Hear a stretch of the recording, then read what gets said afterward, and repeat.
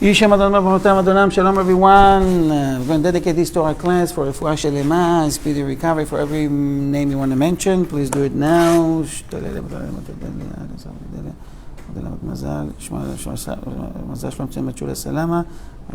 Shmuel ben Simcha ושמואל בן חנה. רפואה שלמה, רפואת הנפש ורפואת הגוף. זכות לימוד התורה זה עמוד מאוד גדולה ולהרפאותם ולחייתם בתוך שאר כל חולי עמו בישראל וכן יהי רצון ונאמר אמן. Okay, we're going to continue. Hopefully we'll finish it. I'm not sure, but that's my plan, to move forward with the halachot about Chol HaMoed, about Yom Tov. We didn't finish Yom Tov. People get confused on Yom Tov many times. They do things they're not supposed to do, or they don't do things because they think it's forbidden, because it's like Shabbat, and it's not like that. So, do you hear me well? You want to sit maybe closer? Are you good? תודה רבה. ברוך אתה אדוני אלוהינו מלך העולם שהכל נהיה בדברו. Bueno. תודה. So now, you need to understand, there are certain things we do on Shabbat that are permitted. There are things that we don't do on Shabbat that are permitted on Yom Tov. You can do on Yom Tov. But still, even if we are allowed to cook on Yom Tov, and our sages, the Rabbanim, the scholars, limited some of the work. So we won't treat Yom Tov like a regular day. You can cook, but some restrictions. You can make baking, you can make tortilla, but some restrictions. You can make barbecue, but you need to be careful in the preparation process and so forth and so on. It's permitted, but it's not like a regular day. I'm going to bring some examples. Okay? We know that on Shabbat we're not supposed to, when we make salad, to make it really small pieces, because it'll be considered as, you have any idea? It's we consider as grinding. You know, you can grind in machine. You can grind in machine, and you can grind by chopping it. On Shabbat, we're not supposed to do it very small. You can do salad, but if you want to cut salad, do it before the meal, for example. If the family will come from synagogue around 11 in the morning, so 10:30 make the salad. Better than 7 o'clock in the morning. Close to the meal, you're showing that this is for this meal. That's the idea. Now the halacha says about Yom Tov, likewise, it is permissible to chop vegetables even into very small pieces. If someone will grate a radish or carrot before Shabbat, it will certainly not taste as fresh as one that grated on Yom Tov itself. And therefore, this may be done without any change in the procedure. For example, you have this thingy that you put a carrot and you grind the carrot, or slicing it, or cheese you do, right? If I do this carrot 2 or 3 days before, and I eat it on Yom Tov, the taste is not so good. It's not fresh if I do it right before the meal. Yeah. So the halacha says fine, because if for the sake of the simcha of Yom Tov, it's for the sake of the food of Yom Tov, do it. All right? You can do it even before the meal, even on Yom Tov itself. What about grinding meat? Everybody wants to have barbecue on Shabbat. And then the family decide they want to eat burger, they want to eat kebab. They only have the shank. You know the shank meat that you put in the, you eat a bucket, you put it in the cholent. So it's very good to grind it and to make barbecue, to make a burger or kebab from it. Now this is Yom Tov. You just have the big piece. I'm not going to make chulent now. I want to make kebab. I want to make burger. Can I grind this piece on Yom Tov?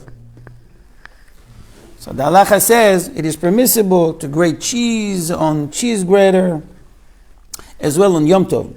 In this case, however, it is best to do this in a manner somewhat different than that employed on weekdays, since this is a task that could have been performed just well before Yom Tov, and the cheese's flavor would be none the worse.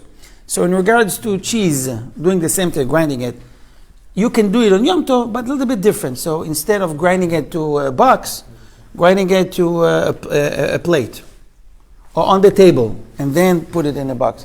Some differences. What about the meat? It is likewise permissible to grind meat in meat grinder. So if you have the thingy that you grind meat, many people, they have the thing that they put on the table, In Mexico, you didn't have that. In Israel, we have that. It's really good. It works. I remember as a child, we used to do that with vegetables and all that. It's doing the job. You may use it on Shabbat. I'm sorry, on Yom Tov.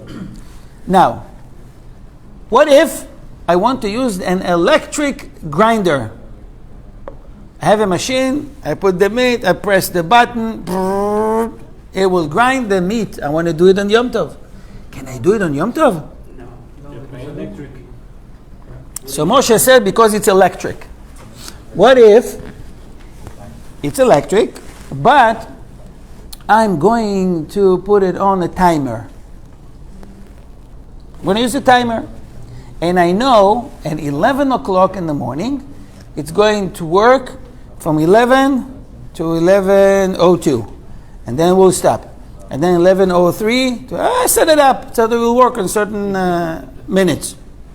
You can't do it for too long. You can burn the engine, the motor. The motor. It's on timer. Can I use it on timer? And it'll make noise and all the neighbors will hear. So this guy, what is he doing on Shabbat and Yom Tov? Some people building synagogue on Yom Tov. Did you hear that? Yeah. They're building a synagogue on Yom Tov. On Shabbat. You'll be surprised. So what do you think? Is it permissible, yes or no? It's on timer, on Yom Tov. The halacha says yes. We learned that last week. If it's on timer, you can use it on Yom Tov to grind the meat or the vegetables, whatever you want to use it for. But just base the timer. Okay, just set up the timer accordingly before the holiday. Okay. For example, with coffee, you can do it with the coffee grinder. You can have some people has a machine that grind the coffee. Coffee, it's a big difference if you grind it now and make coffee now, or you do it 2 or 3 days before, right? Yeah. You will lose the aroma, especially with coffee. Coffee has to be fresh. You may do that. It's like a salt and pepper, like you said last week. Right. Exactly. What about flour? I want to make tortilla. On Yom Tov. Can I make tortilla on Yom Tov and bake it? Yes. The halacha says it is forbidden on Yom Tov to measure flour in a measuring cup when preparing to knead dough. You can make the dough. You can make everything you want, but not in the regular measurement cup. Because our sage doesn't want it to look like it's a regular day. Do it a little bit different. On Yom Tov, take another cup, or just take a cup, take from it, so it won't be exactly pound or half a kilo. It'll be more or less.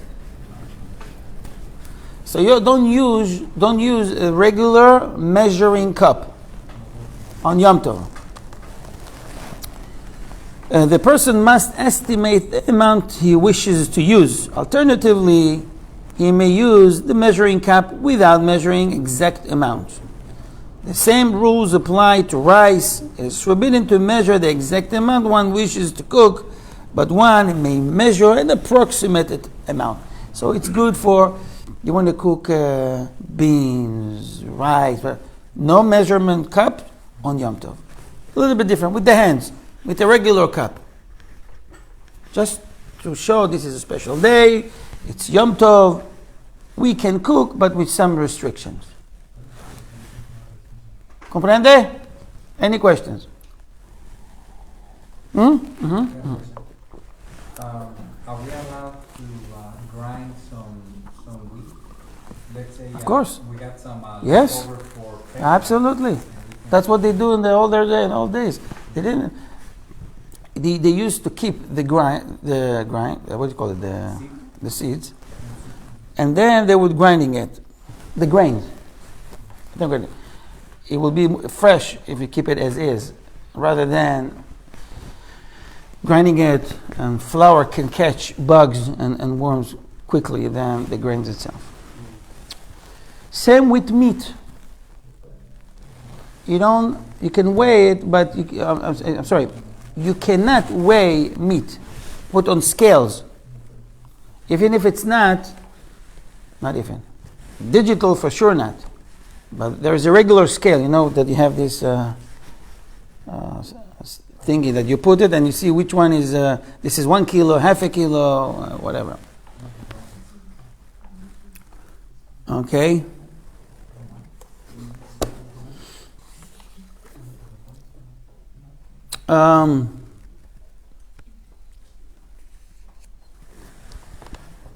It happens more than once. When I was a child, I saw it.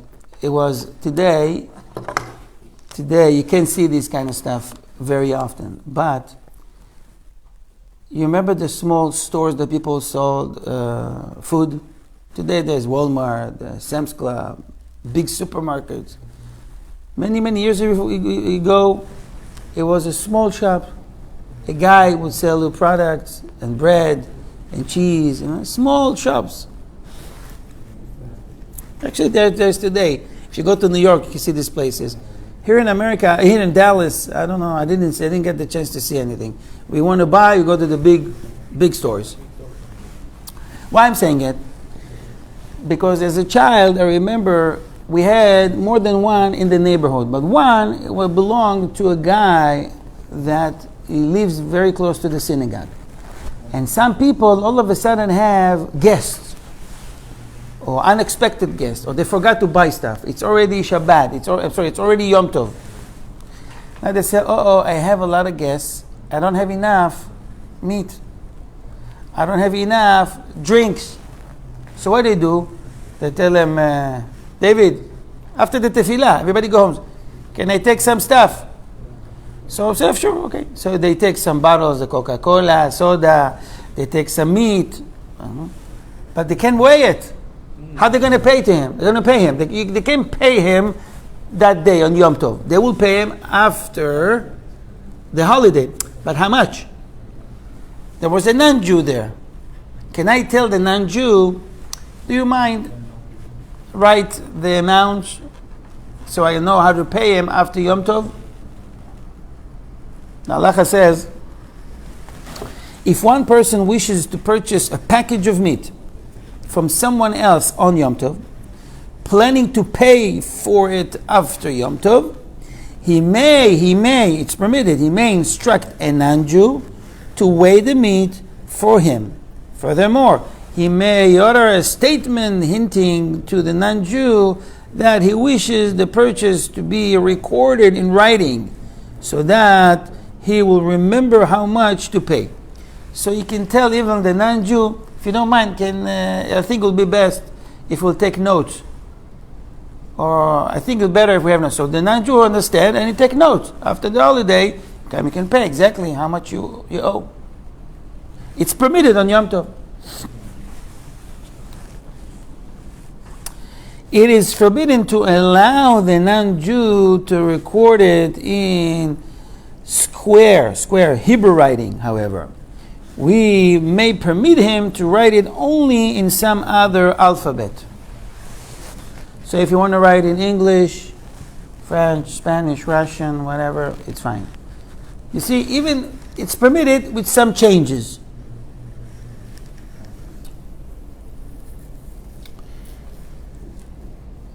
Some, I don't know if you saw it, but there is one food we can weigh, put on the scales on Yom Tov. Which food is it? The matzah for Pesach? Matzah. So I want to know if I eat kazait. Kazait, let's say it's around 30 grams. So I holding it and said, how much is it? But I have to fulfill the mitzvah. I have to eat matzah now. I don't want to eat less. I don't want to eat too much. You can take a scale, put it on the table, put the matzah, and see it goes 30, good. 30 for you. 25, here another piece. You can do it on Yom Tov. It is permissible to measure items in the measuring, if the measuring is necessary for the sake of the mitzvah. For example, it's permissible to weigh matzah or maror to see how much equals kazai for the mitzvah of eating it and a Seder Pesach night. For the sake of mitzvah, it's permitted. Can we deal with money on Shabbat? No. But you see the Gabaim, the Bet Knesset, do auction. First aliyah, 100. First aliyah, $20. We're doing business on Shabbat. It's for the sake of mitzvah. We're dealing with real money. But for the sake of mitzvah, it's permitted. Now,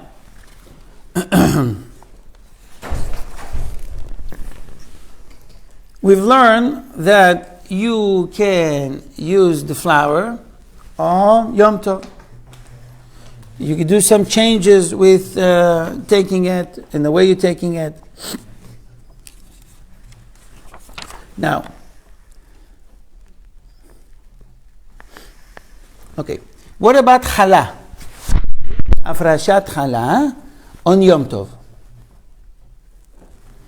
Halacha says, when kneading dough on Yom Tov, it is permissible to separate Khala from the dough and recite the blessing over that mitzvah if one uses the amount of flour that makes one obligated in this mitzvah. This amount is 1.56 kilogram. 1.5 kilogram. Okay? It's around 3.4 pound. 3.4 pound. You should take challah. Okay? Any questions? The blessing, everything is good. In general, it's always best to prepare all the food. You don't have to worry about anything. Today it's easy. We have all machines. In case you have guests, if you want to do some changes, then we need to learn all these halachot.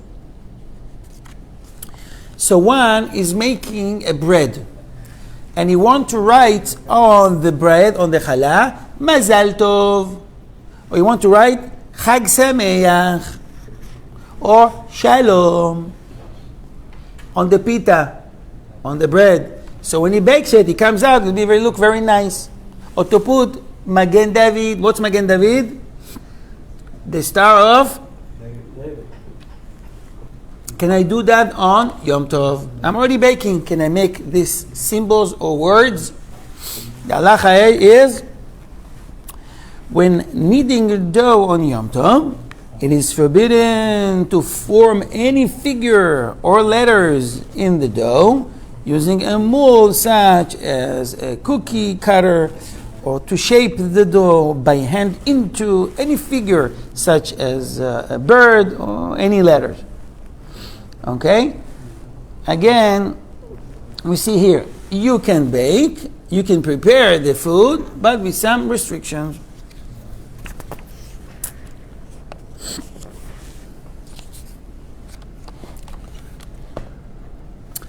Did you ever hear and learn about the halacha or the notion called borer.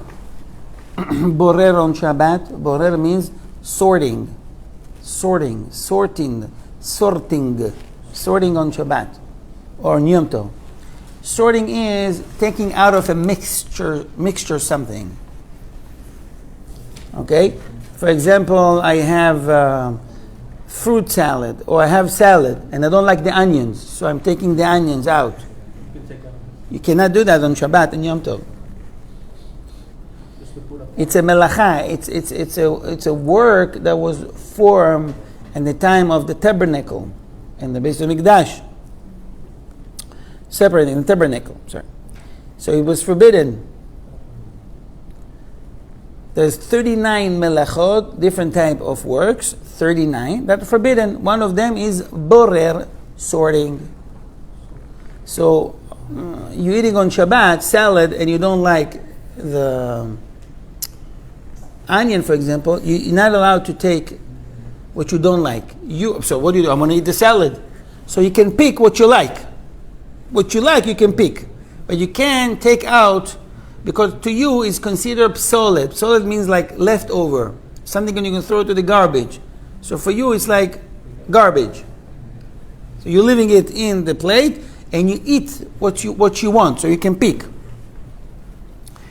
Picking what you want, it's fine. We can't put away. I have fruit salad, and I want only the olives, only the grapes.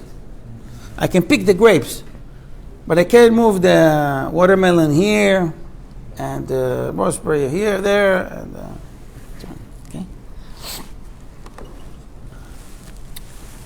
What about Yom Tov? It is permissible to perform the melacha of borer, sorting, on Yom Tov, if it is necessary for food preparation. It may be performed even hours earlier than the food is to be eaten, as long as it will be eaten that day.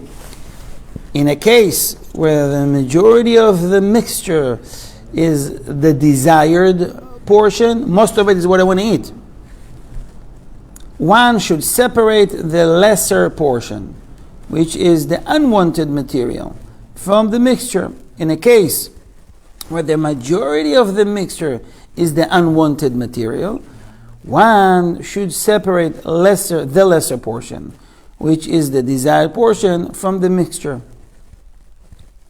Okay?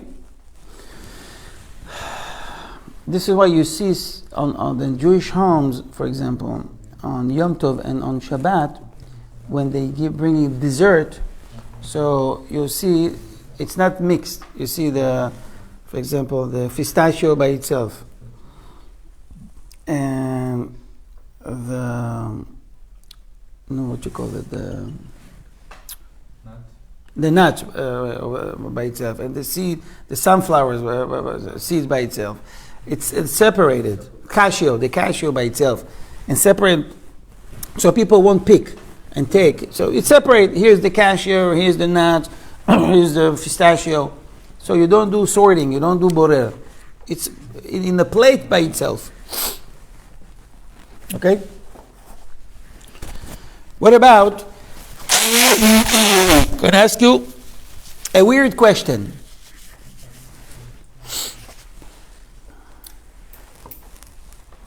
Banana. How do you eat banana? You peel and you eat. What do you do with this? You're moving the unwanted. How you can do that on Shabbat or Yom Tov? But this is not. Do you eat the shell? You don't eat the shell. You eat the inside fruit. Yeah.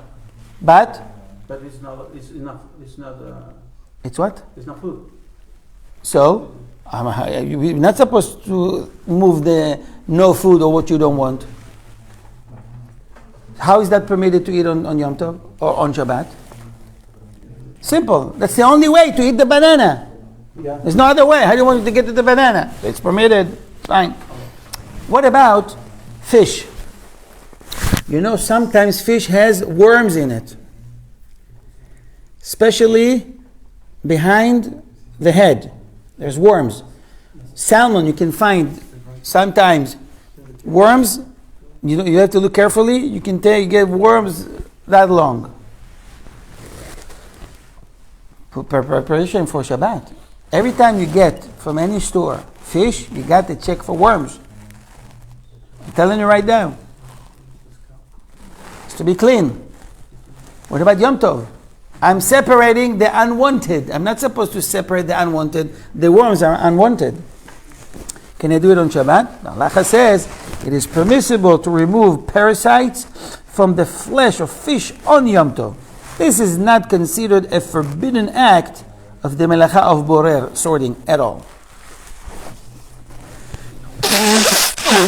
Sorry, okay? Good. There is some machines to make soda. In Israel, it's very common. It's a machine you screw a bottle, you press a button, and then you make soda. Can I do that on Yom Tov? Halacha. It is permissible to prepare carbonated water on Yom Tov. It is likewise permissible to screw a cylinder filled with carbon dioxide gas onto the device that produces the carbonated water. Okay. Obviously, on Yom Tov, it's permissible to beat egg, to make white, to make the cream and all that. Everything is prepared. To make chocolate and all that. Let me just move now from food to, it's a very common question. Everybody asks if they can take shower on Yom Tov. Right? So during Shabbat and Yom Tov, we're doing Netilat Yadayim. We've learned on Shabbat, by the way, remember, about the Tum'ah, the impurity that we have in the hands, which is called Ruach Ra'ah, the bad spirit, when we wake up in the morning. So we do a special hands washing, right, with a cup. It's a ritual, Jewish ritual. Fine. We know that the Tum'ah, the impurity, is even stronger in the legs. So before Shabbat, one must at least wash legs and hands. If he doesn't have time, take a shower. What about Yom Tov? Can I take a whole shower, a whole body on Yom Tov? Okay. By the way, on the Sunday class, I'm preparing Bezrat Hashem for next week on the Goldstein's house to talk about some stuff that we are handling every day. Washing hands, the impurity, the bad spirits. I get questions through the week about these topics, and we mix it also with Musar, Jewish ethics, and all that. So you're welcome to join us on these Sunday evenings, okay? Now, one says, hey, I can have a big fire to cook. Can I make a big fire to get warm by it? I don't want it for cooking. I ate already. I'm not hungry. But I want to make fire so I feel more comfortable with it. Or I want to heat up water so I can take a shower. It is permissible on Yom Tov to perform an act of melacha in order to prepare any physical pleasure that is enjoyed by all or at least most people. Bottom line, I'm going to shorten this halacha. Since it's permitted for cooking, it's permitted to use this fire or to make fire to get warm by it, or to boil water so it can take a shower.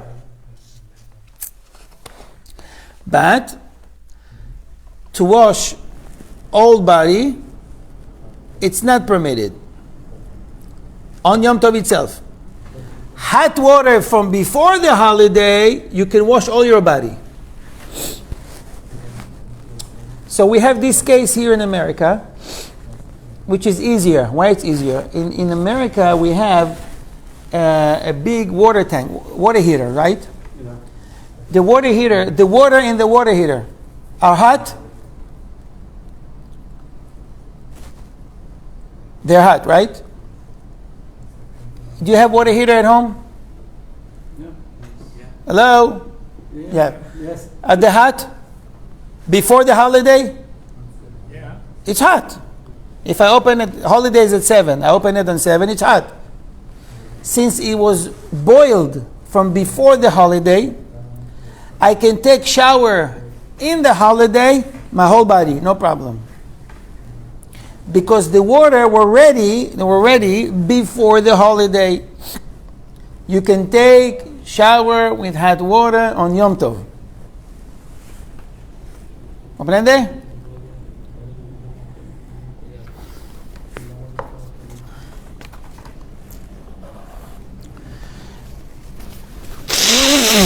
It is permissible to bathe in cold water without any restriction, of course, and so forth and so on. Okay, let's move on.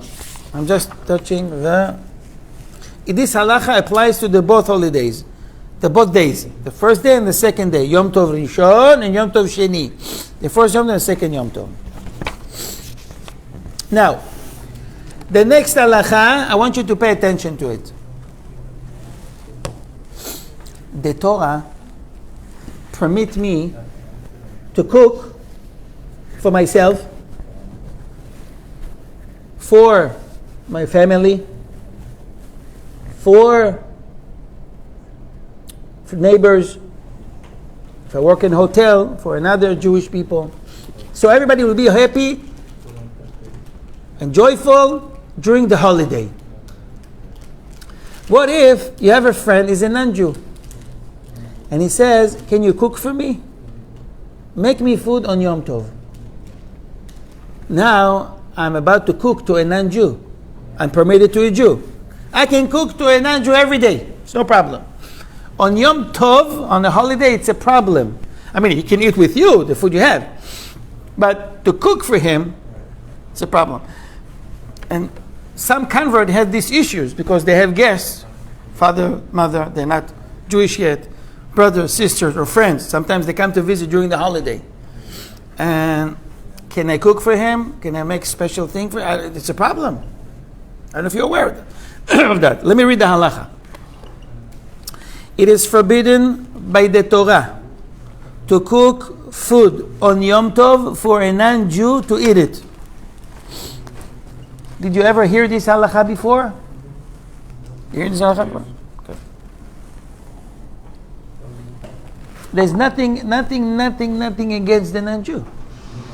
It's just cooking is permitted on Yom Tov only when it's necessary to a non-Jew. To a Jew. A non-Jew can eat anywhere. He can go to a restaurant, he can buy, he can drive. It's no problem for him. The Torah states in the book of Shemot 12:16, quote, however, that which will be eaten by any person, that alone may be produced for you. The words for you teach us that it is permissible to cook for Jews, but not for non-Jews. It is likewise forbidden to cook food on Yom Tov for Karaites. Karaites is some sort of group that they call themselves Jewish, but they're not Jewish. You treat them like a non-Jew. Now, the halacha now speaks about a hotel owner that he's cooking for Jews, but he also have non-Jews guests. Anybody here own a hotel? You own a hotel? You own a hotel? So let's keep this halacha. I'm not. So let me surprise you. This is not only about a non-Jew, it's also about an Israelite, a Jew that he doesn't keep Shabbat. He doesn't keep the holidays. He doesn't care. He considers like a non-Jew. And I cannot prepare food for him as well. Oh, he's my brother, he's Jewish. But he doesn't keep Shabbat. He has the status of a non-Jew. It is forbidden for the same reason to cook on Yom Tov on behalf of any Jew who publicly desecrates Shabbat. He's driving on Shabbat, smoking on Shabbat, talking on the phone, working. He doesn't care. So what's the difference between you and a non-Jew? The non-Jew, in this case, by the way, are better than you. Why the non-Jew is better than you? Because he's not supposed to keep Shabbat. He has 7 universal laws. But you're supposed to keep Shabbat. You're worse than a non-Jew. You don't do your job. In fact, it is forbidden to invite such a Jew to one's house for the Yom Tov meals, since the host might add more food to his pots on behalf of the guests. This is just the title of the halacha. We'll see Be'ezrat Hashem. Okay, I have 5 more minutes, right? So let's continue. This applies only to Jews who desecrate Shabbat with a total abandonment, smoking cigarettes in public, driving cars and motorcycles, and other flagrant and public displays of Shabbat desecration. It's not, this halacha is not related to Jewish that they smoke or drive on Shabbat, but not to show off, quietly, because they're embarrassed. They're ashamed. They give excuses. I have to work on Shabbat or else they will fire me. He's trying to find reasons. Versus another guy says, I don't keep Shabbat, I don't care about Shabbat, I'm working and I'm smoking. What are you going to do to me? They don't care. They're rude. So we're talking about this group. The other group, yes, they break Shabbat, but they don't know. So we bring them to the table, we teach them, we outreach to find these Jews, to bring them back under the wings of the Shekhinah, under the wings of Hashem. But those who publicly saying, I don't care, he is considered like a non-Jew, has a non-Jew status. Ken. Those Jews who desecrate Shabbat only because they fear that they will not go to work on Shabbat, they will lose their job. However, do not have the status of a non-Jews even though they publicly desecrate the Shabbat. The responsa Bnei Tzion commented that since Shabbat desecration has unfortunately become widespread phenomenon in our times. You see, in the many years ago, all the Jews keep Shabbat. There was no keeping Shabbat. You ask Yemenite, come from Yemen, what did you do if someone didn't keep Shabbat? They don't understand the question. Say, what do you mean don't understand Shabbat? So he's not keeping Shabbat. So what do you mean? What do you mean? They don't understand even the question. You ask these people that came from Yemen, and they live in New York, Monsey, and other places. They don't understand the question, what it means they don't keep Shabbat. Everybody keeps Shabbat. Nobody, see, especially in the ancient days, everybody before the reforms, Mendelssohn and all that in Europe, all the Jews were Jews, keeping Shabbat, Torah and mitzvot, no problems. But nowadays, unfortunately, we have some that don't. So the halacha says, so much so that people no longer view it as a sin at all. Those Jews who do desecrate Shabbat do not gain the status of non-Jews. In particular, those who go to pray in the synagogue on Friday evening and recite Kiddush at homes obviously do not deny the fact that God created the world, even though they desecrate Shabbat in other ways. They can come to the Bet Knesset with a car. They leave with the car, they go home, they do Kiddush. And they eat kosher food. So these people are special. They're not considered non-Jews. They just don't know that breaking Shabbat is so bad. You need to teach them. Verses though that go against. Many Achronim, many rabbis cited this passage and ruled accordingly. In practice, it is permissible to cook for the sake of such Jew if one cook it together with the family foods in one pot. So you add a few more potatoes, a few more pieces of meat, and the same big pot for this a Jew that unfortunately is far away from Judaism, and we bring him closer. Versus those, prove it to me, there's no God, yes God. Nah. Don't waste time on this yet. Put more effort to those who believe, but we need to bring them closer. Again, I failed to move to the halachot of Chol HaMoed. I guess I will have to do it next week. Baruch Hashem. Anyways, on behalf of Ohev Israel Foundation, I want to thank everybody who participated in the shiur. God bless you with all the berachot in the Torah. We miss some. All those who didn't show up, please text me. I want to know what happened. If you need any help, or you need a ride, or we need to send you Uber, or maybe the U.S. Army to rescue you from where you're at. Shavua Tov.